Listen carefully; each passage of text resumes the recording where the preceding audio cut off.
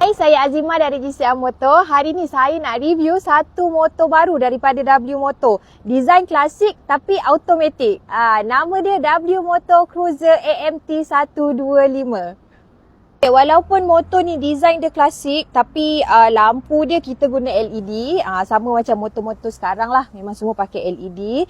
Then dia punya fork ni telescopic front fork. Lepas tu saiz tayar depan dia 80, 90, rim 17. Untuk meter dia ada dua, satu analog dan juga digital meter. Boleh tengok dekat bawah ni dia punya tank. Tank dia full tank 6 liter.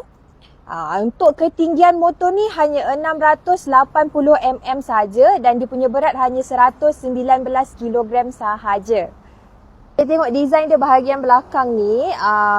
Lampu belakang dia menggunakan LED juga, sama dengan signal ni lah kanan dan kiri. Lepas tu dia punya saiz tayar belakang dia 140, 70, rim 13. Okey, boleh tengok dekat sini ni yang special juga. Dia punya tempat letak kaki ni very stylish ya. Boleh buka dan tutup. Okay, lepas tu belakang dia menggunakan monoshock suspension. Untuk harga motor ni hanya RM5,988 sahaja.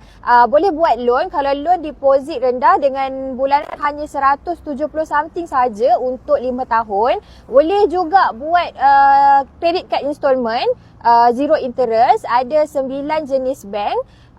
Okay, so siapa-siapa yang berminat boleh contact saya terus. Kita ada ready stock 3 color. Yang ni warna cream, yang ni warna hijau dan ini warna hitam. So siapa-siapa yang berminat boleh contact saya. Saya letakkan nombor saya dekat caption. Boleh call, boleh WhatsApp. Jumpa next video. Bye-bye.